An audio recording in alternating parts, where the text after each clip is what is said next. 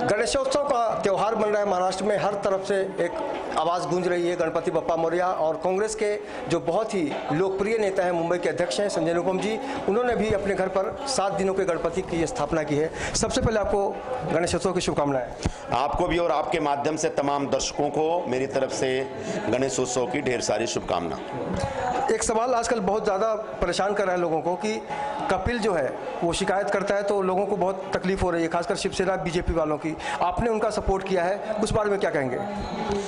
देखिए, कपिल शर्मा एक सेलिब्रिटी हैं, बड़े फिल्म कलाकार हैं, ये ज़्यादा महत्वपूर्ण बात नहीं है। महत्वपूर्ण बात यह है कि उनसे महानगर पालिका के कर्मचारियों ने रिश्वत मांगी। इस महानगर पालिका के ऊपर शिवसेना और भारतीय जनता पार्टी की सत्ता है। जाहिर सी बात है, जब रिश्वतखोरी का उन्होंने खुलासा किया तो शिवसेना बीजेपी बिफर गई। उन्हें बिफरना नहीं चाहिए। उन्हें कपिल शर्मा की जो शिकायत है उस शिकायत को दर्ज करते हुए जिस अधिकारी ने रिश्वत की मांग की उसके खिलाफ कार्रवाई करनी चाहिए, क्योंकि सवाल सिर्फ कपिल शर्मा का नहीं है। पूरे मुंबई में कोई भी व्यक्ति दावे के साथ नहीं कह सकता कि बगैर रिश्वत दिए मुंबई महानगर पालिका में उसका कोई काम हुआ। महानगर पालिका जो मुंबई की है वो दुनिया की सबसे भ्रष्ट महानगर पालिका है।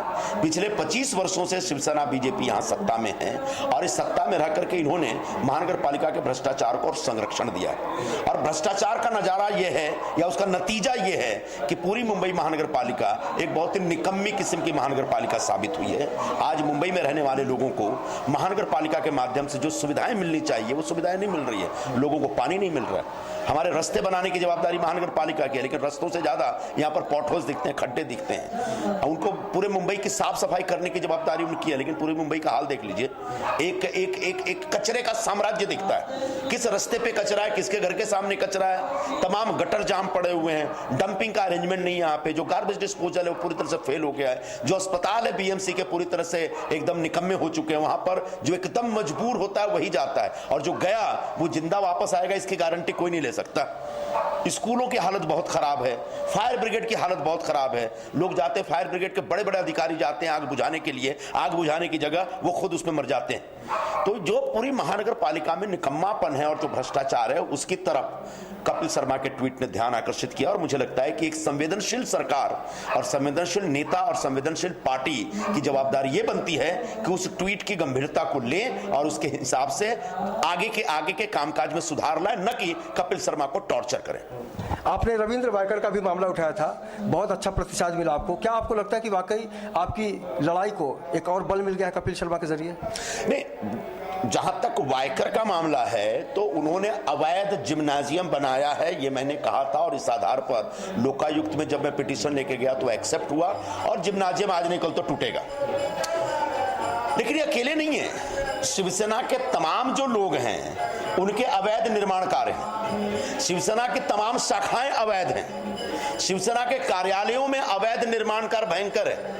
लेकिन जब कपिल शर्मा ने एक बात निकाल के दी तो उसकी शिकायत पर काम करने के बजाय वो कोई ऑफिस बना रहे हैं, घर बना रहे हैं और उसमें अवैध निर्माण काम हो रहा है, इसकी तरफ ध्यान आकर्षित करके मूल मुद्दे से लोगों को भटकाने का प्रयत्न किया जा रहा है। ये आपत्तिजनक है, क्योंकि जब अवैध निर्माण की आप बात करेंगे तो पूरे मुंबई में शायद ही कोई बिल्डिंग है जो बीएमसी की तरफ से पूरी तरह से अप्रूव्ड प्लान के हिसाब से बनी है। पूरे मुंबई में शायद ही कोई बंगला है जो पूरी तरह से पूरे मुंबई में शायद ही कोई बंगला है जिसके बारे में दावा किया जा सकता है कि पूरी तरह से ऑथराइज्ड है। भारतीय जनता पार्टी का जो महाराष्ट्र का मुख्यालय है नरिमन पॉइंट में, वो पूरी बिल्डिंग अनऑथराइज्ड है। हाईकोर्ट का ऑर्डर है कि डिमोलिशन करो। तो जो दूसरों की तरफ उंगली उठा रहे हैं, जरा अपनी तरफ अपने गिरेबा में भी जाके देखें उनका हाल क्या है, उनके दफ्तर कैसे अनऑथराइज पड़े हुए हैं। तो उन दफ्तरों के खिलाफ एक्शन लेने के बजाय आप कपिल शर्मा को हरास कर रहे हैं, ये आपत्तिजनक है। आपको क्या, आपसे ये पूछ सकते हैं, अगर आपके हाथ में बीएमसी आए, जिस तरह से कार्यकर्ताओं में जोश है और बहुत ज्यादा आप काम कर रहे हैं, अगर आपके हाथ में बीएमसी आती है तो तस्वीर बदलेगी मुंबई की, जिन समस्याओं पे आप बात कर रहे हैं? अगर कांग्रेस पार्टी की सत्ता मुंबई महानगर पालिका में आती है, जिसकी बहुत ज्यादा संभावना बनती हुई दिख रही है, तो 3 काम की गारंटी मैं अभी दे रहा हूं। एक तो सबको पानी मिलेगा, शुद्ध पानी मिलेगा, पूरा पानी मिलेगा और फ्री में पीने का पानी मिलेगा। दूसरा, जो मुंबई के रास्ते हैं पूरी तरह से खड्डे मुक्त होंगे।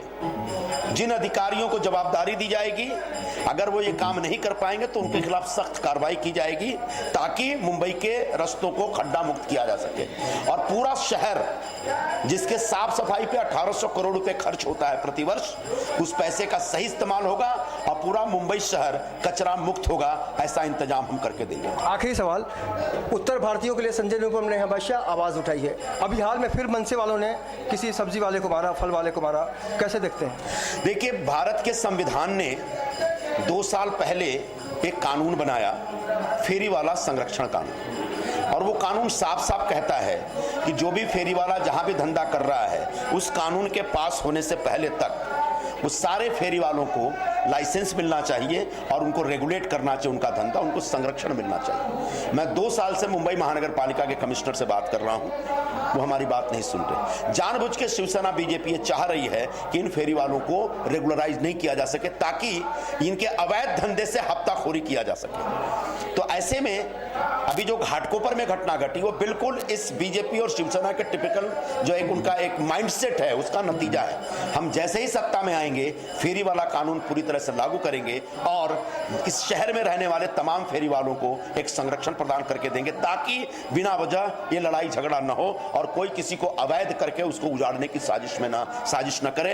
रह गई बात बिल्डिंग वालों को, तो ये फेरी वाला कानून में इंतजाम ही ऐसा है कि फेरी वाले कहां बैठे हैं, इसके लिए एक टाउन वेंडिंग कमेटी बनेगी जिसमें बिल्डिंग वालों का भी एक अपना रोल होगा, भूमिका होगी और वो भी अपना सुझाव दे पाएंगे। मतलब शहर में नियमित और निर्धारित तरीके से फेरी वालों का धंधा होगा जिसमें तमाम उत्तर भारतीय लोग बड़े पैमाने पर शामिल हैं और उनको एक संरक्षण प्राप्त होगा। बहुत बहुत शुक्रिया हमसे बात करने के लिए।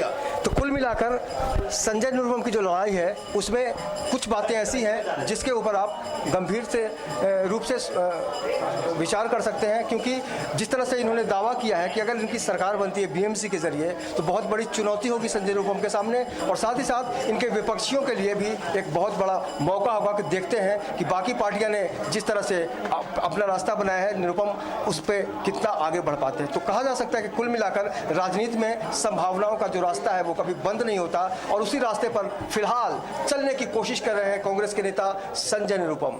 तो कहा जा सकता है कि वाकई इनकी जो चुनौतियां हैं उसके सामने या उसके बारे में सोचने का जो सबसे बड़ा जिम्मा है वो आप पर है, क्योंकि आप ही हैं जनता, और इस देश की जनता ने जब भी जिसे चाहा है, जिसे सोचा है, उसी ने राज किया इस देश पर, चाहे वो मुंबई हो, महाराष्ट्र हो या फिर देश का कोई भी कोना।